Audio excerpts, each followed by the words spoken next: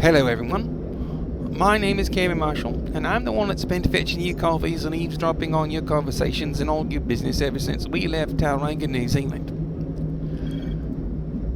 I was asked to put together this little slideshow for you by your project leader and your sonar operator, and the two people that have been with this project the longest. I'm not entirely sure why, but I think quite possibly it's keep me out of everyone's hand asking so many questions. Everyone's been so busy with last minute prep.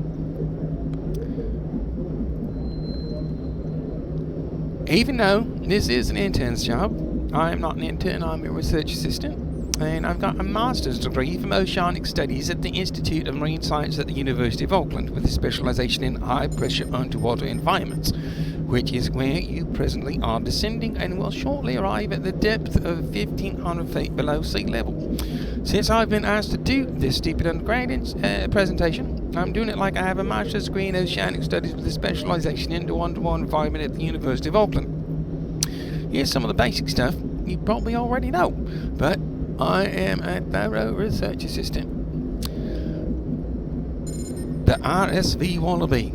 The mission and dream was to have a mobile, submersible, extended occupancy research platform, and has now become fully realised through a huge amount of public and private funding. Congratulations to all of us. Here are some of the broad strokes. The vessel you are on, the Research Survey Vessel RSV Wallaby, is registered out of Tauranga, New Zealand, which you see on the screen before you. Thank you very much, Google Maps. The Research Survey Vessel Howard, the ship that I am on, is also registered out of Tauranga.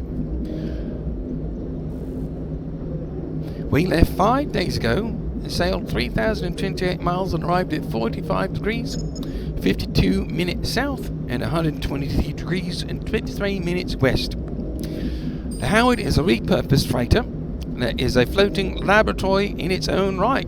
We'll be dropping buoys and radio tracking devices into the Pacific Ocean to learn more about the oceanic currents in the southern Pacific Gaia. And as everyone knows, the Gaia is where the ocean current activity is the least pretty much on all the planet Earth.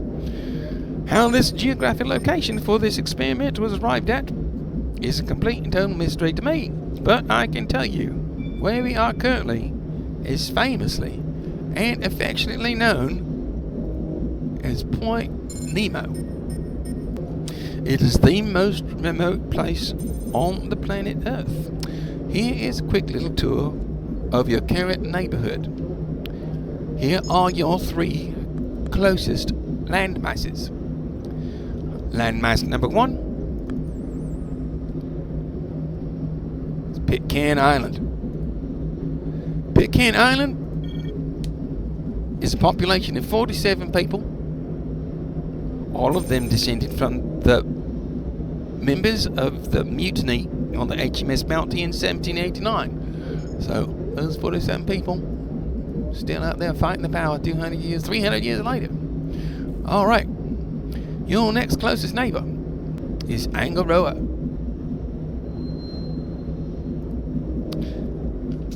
Angaroa, 3,004 people. It is in the Easter Islands and is currently under the jurisdiction and government of the country of Chile.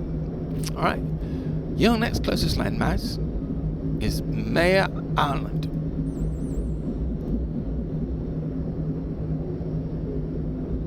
And that is Mare Island. If you notice, Mare Island is so small, it doesn't even show up on Google Maps, for fuck's sake. It is no longer than a rock that a person could stand on if you wanted to stand on an island right next to the Antarctic continent. Now, these 3 places, these 3 places I have mentioned, I have only mentioned them because they are the 3 closest points to land from where we are all currently sitting. Just to give you a quick idea,